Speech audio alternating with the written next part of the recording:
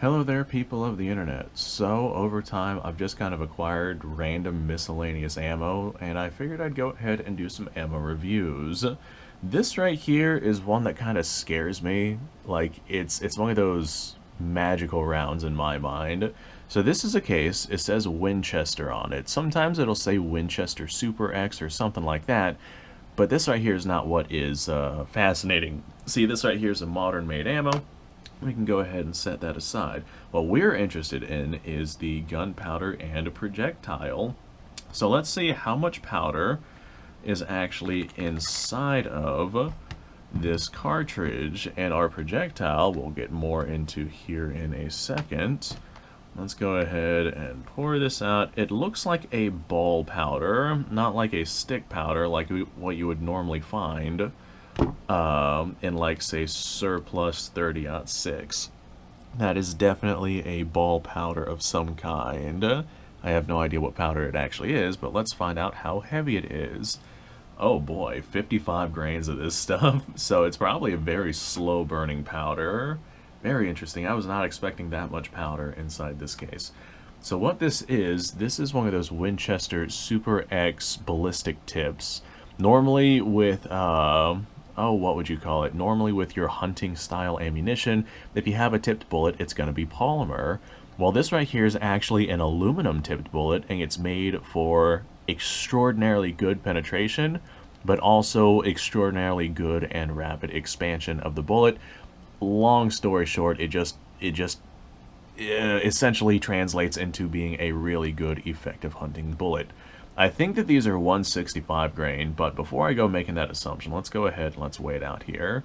No, they're 178 grain, so basically 180 grain. I'm willing to bet that there's probably some discrepancies between 178 to 180 grain, because not every bullet is going to be made exactly the same. But yeah, around 178 to 180 grain, that seems to be what these right here are. Now, I only have the one projectile here. We could take it out to the range, we could chronograph it, we could do all of that other stuff. As a matter of fact, I think I'm probably going to do that. But since I've only got the one cartridge, we can't, like, get group sizes or accuracy testing or anything like that. So we are kind of limited with what it is that we're going to be doing here. But let me go ahead, reassemble this case, and I guess we'll take this out to the range. Alright, today's video we're having a look at Winchester Silver Tip 30-06 out here at the range.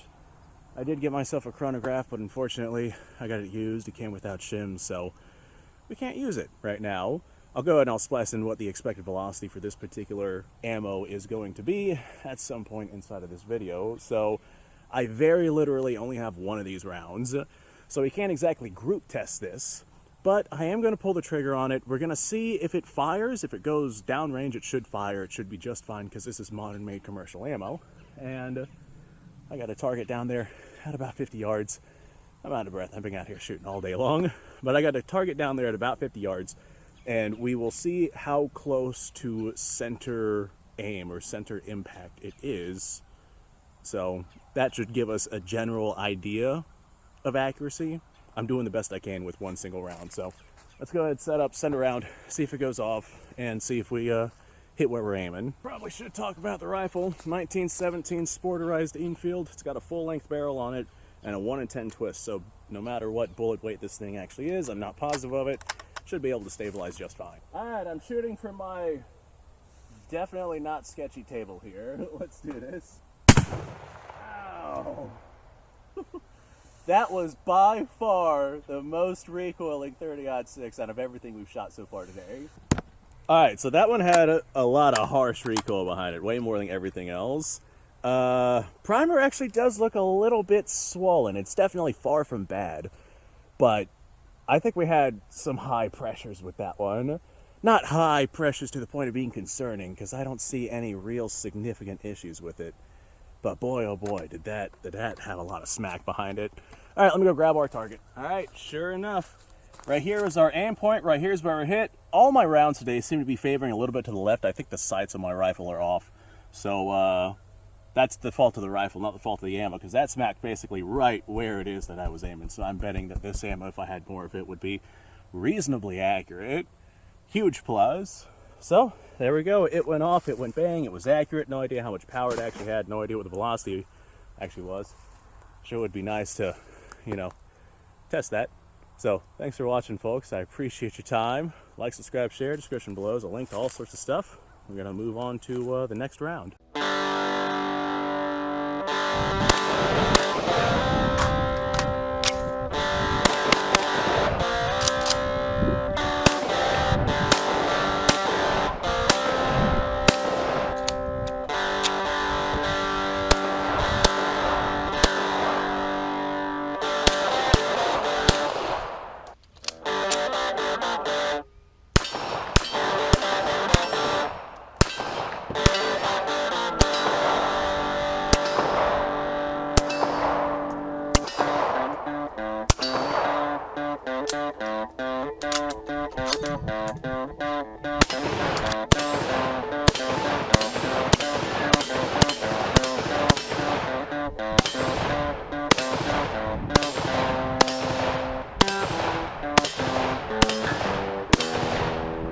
Been a little while since I've done this.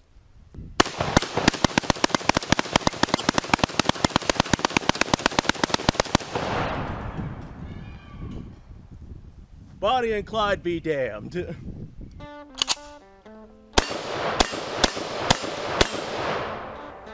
poor man's Garen.